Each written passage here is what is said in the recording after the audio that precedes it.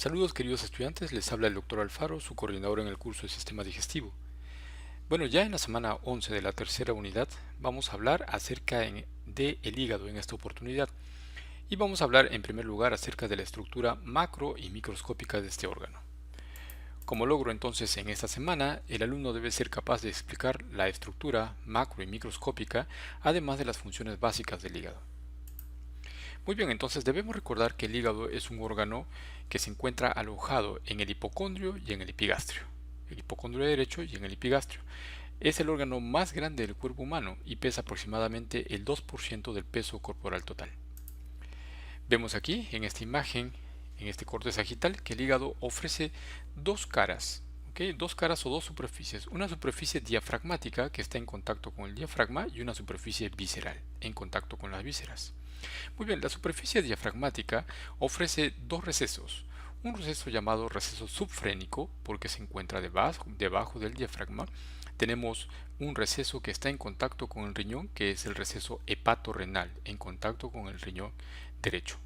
Muy bien, y tenemos esta zona, que es una zona desnuda, vamos a llamarle zona desnuda porque está desprovisto de esta cubierta que conocemos que es parte de todo órgano intraabdominal, que es el peritoneo. Muy bien, entonces aquí está desprovista el peritoneo en relación íntima con tejido conectivo. En esta vista anterior estamos observando justamente cómo lo vamos a dividir, ¿no? En dos lóbulos, dos grandes lóbulos. Por arriba estamos observando el diafragma y estamos observando también algunas estructuras que son ligamentosas. En este caso ya hemos reconocido el ligamento falciforme. En esta vista inferior lo que vamos a observar es justamente la cara, hablando de la superficie diafragmática, la superficie visceral. Estamos observando que eh, toda la estructura está cubierta de peritoneo, excepto el lugar donde se encuentra la vesícula biliar, que se encuentra adherida en lo que se llama el lecho vesicular. Luego tenemos otra zona que está desprovista de peritoneo, el hilio hepático, en la cual vamos a encontrar ya estructuras, por ejemplo aquí la estructura en verde que corresponde a los conductos biliares, tenemos la vena porta y la arteria hepática.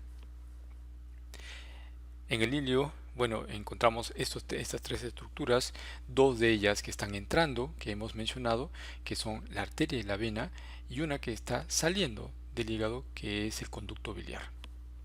Observamos también en esta vista la vena cava, que observamos aquí, y observamos la presencia de dos lóbulos que podemos identificar. Que no solamente entonces podemos identificar el lóbulo derecho y el lóbulo izquierdo, sino en esta vista, si trazamos una línea que une la vesícula biliar con la vena cava, podemos entonces delimitar cuatro lóbulos: el lóbulo derecho, el lóbulo izquierdo, el lóbulo cuadrado en contacto con la vesícula biliar y el lóbulo caudado en contacto con la vena cava. En esta vista posterior, entonces estamos observando prácticamente los órganos con los cuales tiene contacto el hígado, dejando impresiones en la superficie posterior. Por ejemplo, en este lado, que es el lado izquierdo, tenemos la impresión gástrica, tenemos la impresión esofágica. En el lado derecho, por ejemplo, vamos a tener la impresión que deja el riñón del lado derecho, la impresión que deja el ángulo del colon, estamos hablando del ángulo hepático del colon, ¿ok? Impresión de la glándula suprarrenal del lado derecho. Nuevamente observamos la vena cava inferior y en relación con el lóbulo caudado, y observamos la vesícula biliar en relación con el lóbulo cuadrado. En esta imagen estamos observando los ligamentos del hígado. Entonces, estos ligamentos lo que van a hacer es permitir fijar el hígado dentro del abdomen. Son 6 básicamente. El ligamento falciforme, que ya reconocemos, que permite separar a los lóbulos en lóbulo derecho y lóbulo izquierdo. El ligamento redondo, que está asociado, también llamado ligamento teres, que está asociado al ligamento falciforme. Tenemos los ligamentos triangulares aquí están en los extremos superiores del hígado. Tenemos los ligamentos coronarios anteriores y posteriores. Tenemos los ligamentos hepatogástricos y hepatoduodenales, ¿cierto? Que van a comunicar tanto al hígado con el estómago o al hígado con el duodeno respectivamente. Los lóbulos hepáticos entonces las podemos ver desde el punto de vista de su división en anatómica o funcional. Si estamos hablando de lóbulos desde el punto de vista anatómico, entonces el ligamento falciforme divide los lóbulos derecho e izquierdo. El derecho obviamente es de mucho mayor tamaño. Desde el punto de vista funcional, vamos a ver entonces que trazando un plano o trazando una línea que une la vesícula biliar con la cava inferior, vamos a obtener cuatro lóbulos: derecho, izquierdo, cuadrado y caudado, como ya habíamos mencionado. En esta vista, el ligamento falciforme divide el hígado en dos lóbulos, derecho e izquierdo. Si trazamos una línea entonces entre la vesícula biliar y la vena cava inferior, vamos a ver que aparecen dos lóbulos más, ¿no es cierto? Ya hemos mencionado el lóbulo cuadrado y el lóbulo caudado. La segmentación del hígado, el hígado la podemos, bueno, desde ese punto de vista puede hablarse de un segmento que es el segmento izquierdo, un segmento medio y un segmento derecho. Sin embargo, podemos dividirlo de esta manera en 8 segmentos. El segmento 1 va a corresponder al segmento o al lóbulo caudado. El segmento número 4 va a corresponder al lóbulo cuadrado. Luego tenemos el segmento 2 y 3 que corresponden al lóbulo del lado derecho, al lóbulo del lado izquierdo. Luego los segmentos 5, 6, 7 y 8 que corresponden al lóbulo hepático derecho. Muy bien, entonces, ¿para qué nos va a servir este tipo de segmentación o conocer esta segmentación? Entonces, nos va a servir, por ejemplo, para reconocer que el hígado es una estructura que se divide o se segmenta gracias a que ésta se segmenta debido a las divisiones de las arterias hepáticas y los conductos biliares.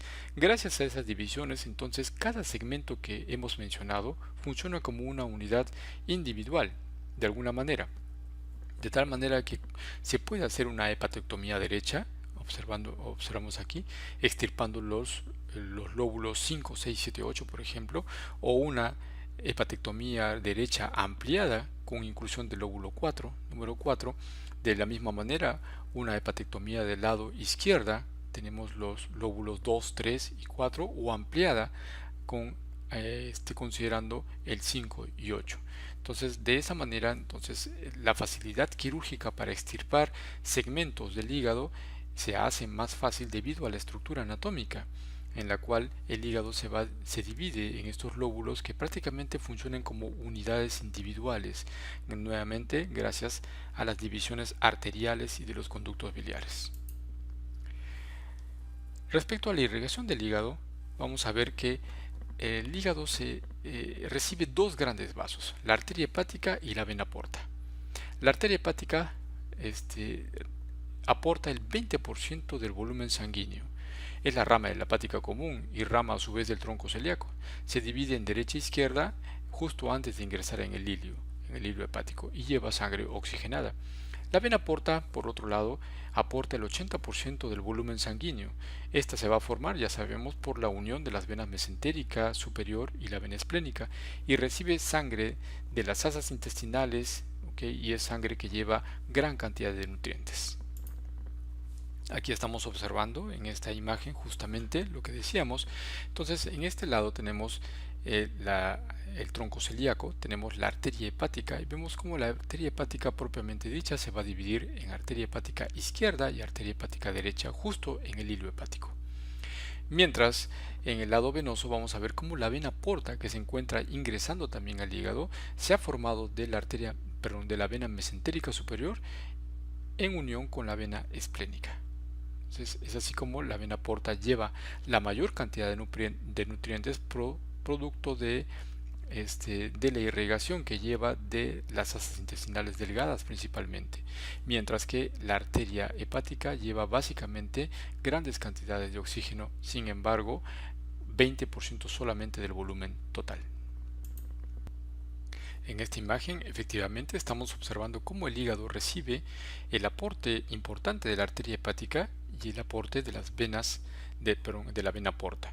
Vemos como la vena porta recoge recoge la sangre venosa de los diferentes órganos de la cavidad abdominal, no solamente el sistema digestivo, sino también otros órganos como el vaso.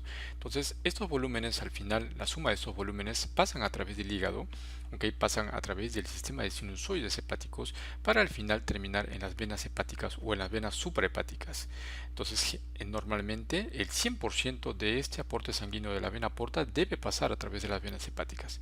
Sin embargo, cuando existe algún daño en el hígado, vamos a ver que parte de la sangre o no toda la sangre pasa a través de las venas hepáticas, sino que entonces este incremento de presión va a buscar otras salidas, es decir, unas anastomosis que existen entre el sistema porta y el sistema sistémico. Estamos hablando entonces acerca de las anastomosis portosistémicas. Muy bien, entonces el sistema porta que vemos aquí, la vena porta, que está formado por la vena mesentérica superior y la vena esplénica.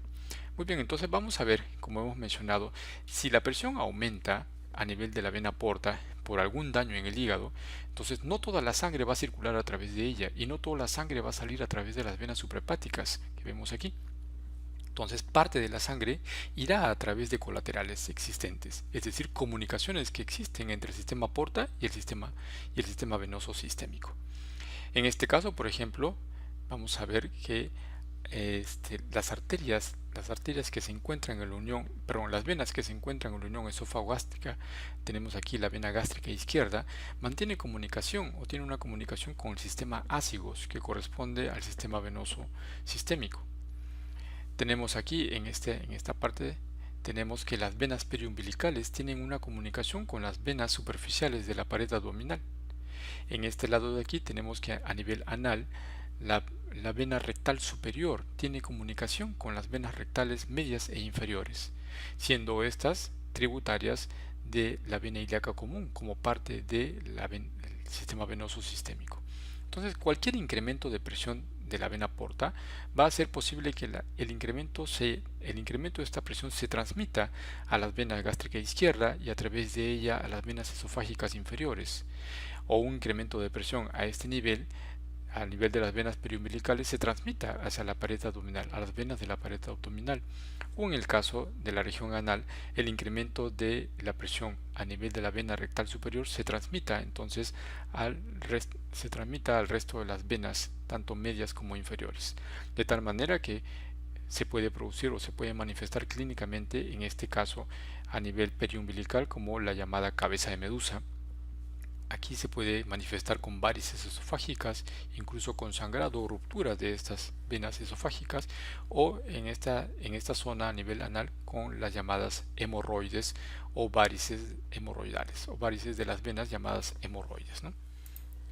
Muy bien, pasamos a la histología del hígado y tenemos primero que precisar que la organización del tejido hepático se da de la siguiente manera. Primero vamos a tener el parénquima, que está formado principalmente por los hepatocitos. Luego tenemos el estroma, que está formado por tejido conectivo, vasos sanguíneos, nervios, vasos linfáticos y los conductos biliares que corren dentro de todo este tejido conectivo. Tenemos los sinusoides, que son los espacios o los capilares sinusoidales, que son espacios por donde va a transcurrir la sangre. Luego tenemos el espacio perisinusoidal, que como su nombre dice está alrededor de los sinusoides y es llamado el espacio de Thiessen. El hepatocito es la célula principal del hígado. Esta tiene una forma poliédrica, son células muy activas y con amplia capacidad de regeneración, esto es algo que lo caracteriza. Poseen núcleos grandes, como estamos observando, con presencia de un nucleolo prominente que se deja ver, y contiene abundantes mitocondrias, entre otras organelas, además de almacenar glucógeno. Las regiones basofílicas que estamos observando corresponden principalmente al retículo endoplasmático rugoso y ribosomas libres. Aproximadamente 800 a 1000 mitocondrias por célula están presentes en los hepatocitos. También tenemos presencia de complejos de aparato de Golgi, peroxisomas con gran capacidad oxidasa para formar, por ejemplo, peróxido de hidrógeno, catalasas, alcohol deshidrogenasas. Tenemos el depósito citoplasmático de glucógeno. Además tenemos la presencia de microgotas de lípidos que se puede observar, lipofucsina en los lisosomas, retículo plasmático liso, por ejemplo, que va a ser importante para la degradación de drogas o conjugación de toxinas. Entonces todas las organelas importantes que tiene el hígado que van de la mano con la función que este órgano cumple. En esta microfotografía electrónica podemos observar, por ejemplo, la presencia de estos hepatocitos. Aquí identificamos un hepatocito, otro hepatocito vecino, la presencia del núcleo, el núcleo también aquí, y podemos observar que entre ambos se encuentra un pequeño orificio que es el canalículo biliar. Observamos ya como el canalículo biliar está formado por la misma pared del hepatocito a este nivel. Muy bien, hacia los lados encontramos la presencia de sinusoides, los sinusoides hepáticos, que vamos a ver ya aquí cómo estos sinusoides se encuentran perforados, es decir, se encuentran fenestrados, ¿ok? Lo que hace posible el intercambio de sustancias como proteínas, por ejemplo la albúmina entre ambos, ¿no? Estas fenestras miden aproximadamente 100 a 200 nanómetros. Muy bien, y si seguimos este capilar, por ejemplo, o este sinusoide, podemos ver la presencia de esta célula, que es la célula de Kupffer, que es un macrófago modificado que se encuentra presente aquí como un guardián, presto a identificar cualquier elemento extraño para desencadenar una respuesta inmune.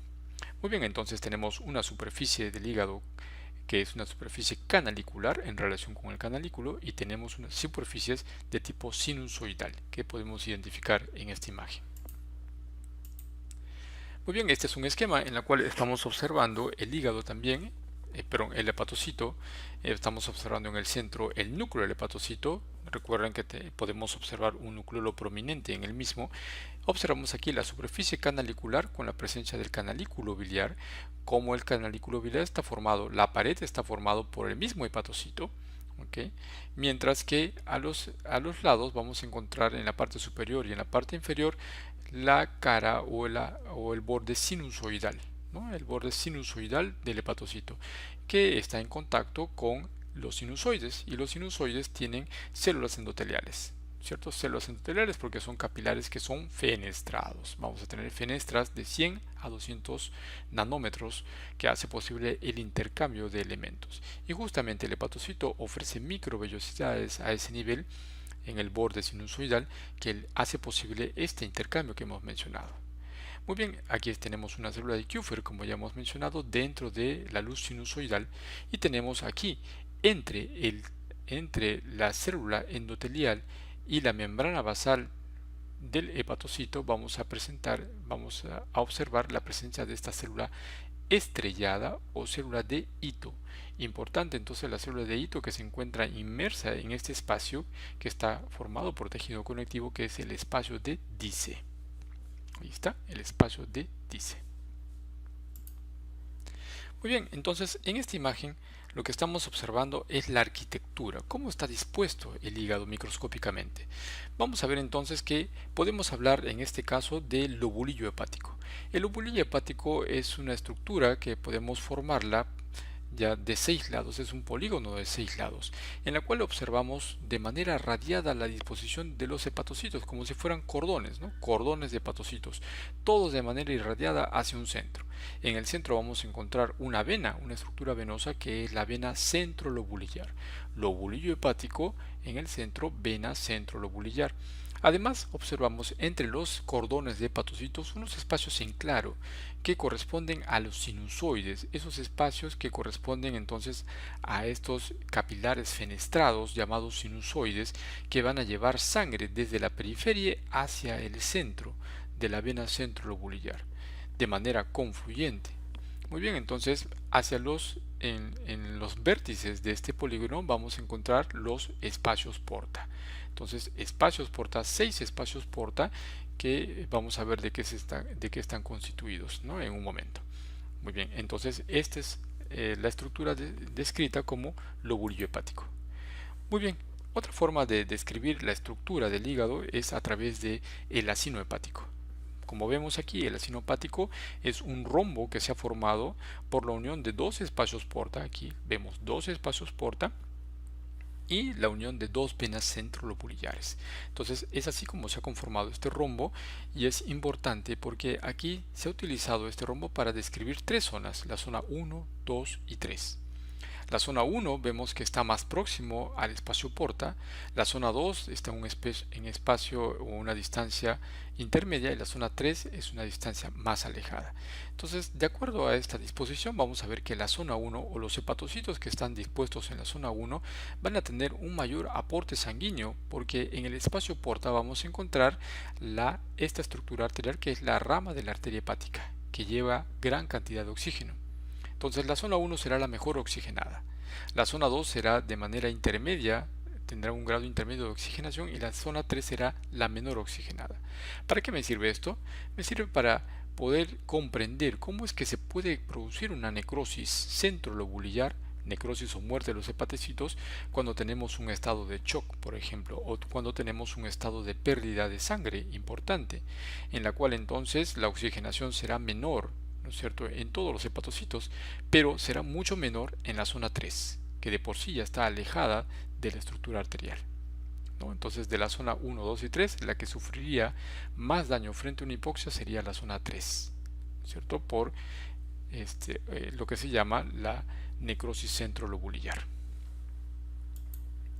Entonces, aquí tenemos en resumen la arquitectura que hemos descrito. Por ejemplo, tenemos el lobulillo hepático clásico, ese polígono de 6 lados. Tenemos aquí el acino hepático formado por dos hepatocitos y tenemos dos lóbulos hepáticos, lobulillos hepáticos, y tenemos esto que fue descrito también como el lóbulo portal, que está formado por la confluencia de tres lóbulos hepáticos. Y vemos cómo se trazan líneas imaginarias que unen las venas centrolobulillares, ¿no?, dejando un espacio porta en el centro, ¿no? Entonces son las tres formas como se ha dividido arquitecturalmente el hígado. Muy bien, respecto a la vascularización hepática, el hígado tiene, ya sabemos, una doble irrigación. La arteria hepática, que es rama del tronco celíaco, y tenemos la vena porta, que se forma de la unión de la vena mesentérica superior y la esplénica. Ambos vasos, una vez que ingresan al hígado, se van a dividir en ramas cada vez más pequeñas y se van a localizar en el espacio porta que hemos descrito. Aquí está el espacio porta. Vemos que el espacio porta entonces tiene lugar para tres elementos principalmente, por eso es que se habla aquí de la tríada portal. Muy bien, entonces la tríada portal se encuentra en el espacio porta. ¿Qué encontramos? Encontramos rama de la arteria hepática, una rama de la vena porta y un canalículo biliar. Un conductillo biliar. Entonces son los tres elementos que van a conformar la tríada portal. Entonces la sangre que ingresa a través de la vena porta o de la arteria hepática, al final, al ramificarse, esa sangre mezclada va a pasar a través de los sinusoides que estamos representando aquí, a través de la flecha, los sinusoides, todos de manera confluyente hacia el centro común, que es la vena centrolobulillar. Entonces estamos poniendo el ejemplo de un lobulillo clásico, ¿cierto?, en la cual toda la circulación o toda la sangre a través de estos dos sistemas, arterial y venoso, confluyen para llegar a la vena centrolobulillar. Observen de una vez aquí cómo es que a través de estos hepatocitos, esta columna de dos hepatocitos que vemos aquí, en el centro, de manera central a periférico, va a circular entonces la bilis que se va formando o que está siendo formado por los hepatocitos en dirección contraria al flujo de la sangre hacia este conductillo biliar. Muy bien, aquí histológicamente estamos observando un espacio porta, en la cual en A tenemos, miren ustedes, la pared más gruesa de estructura redonda que corresponde a rama de la arteria hepática. Aquí tenemos una estructura que es más dilatada, aquí mejor, una estructura más dilatada que tiene contenido hemático, tenemos aquí abundantes glóbulos rojos que corresponde a la rama de la vena porta. Y tenemos aquí una estructura circular que está formado por estas células de núcleo redondo característicos epitelio cúbico. Recuerden que los núcleos redondos nos hablan de un epitelio cúbico simple, en este caso, que corresponde al conductillo biliar. Muy bien, aquí estamos observando nuevamente para recordar el sinusoide hepático, hacia los lados. Observen aquí hacia este lado el sinusoide hepático, en la cual está circulando la sangre. Tenemos como ejemplo los glóbulos rojos, tenemos la célula endotelial La célula endotelial, que ya sabemos que es un endotelio de tipo fenestrado, tiene fenestras que permiten el intercambio con el hepatocito y elementos de la sangre. Y tenemos este espacio entre el hepatocito y la célula endotelial. Este espacio es el que hemos llamado el espacio perisinusoidal de Dice. Perisinusoidal de Dice, que está conformado por tejido conectivo, en la cual vamos a encontrar una célula importante, que es la célula de Ito, también llamada célula estrellada, célula estrellada o célula de Ito, que en un momento vamos a comentar qué función cumple. Observamos además la presencia de microvellosidades en este lado sinusoidal del hepatocito para que favorece el intercambio, ofreciendo una superficie de hasta 6 veces más. Las diferentes organelas que tiene el hepatocito, tenemos el núcleo prominente y un nucleolo también que es visible, igual en este lado también, ¿no? El espacio perisinusoidal de Dice. Bien, aquí en esta imagen nos sirve con una coloración especial para observar los sinusoides hepáticos que están entre la columna de los hepatocitos, ¿no? Aquí vemos hepatocitos, aquí se trasluce un poco los núcleos y tenemos los sinusoides hepáticos. En esta imagen igual estamos observando en el centro la vena centrolobulillar, los hepatocitos, y entre los hepatocitos encontramos estos espacios en claro que son los sinusoides hepáticos. Recuerden que son células endoteliales o un epitelio endotelial fenestrado que no tiene una membrana basal.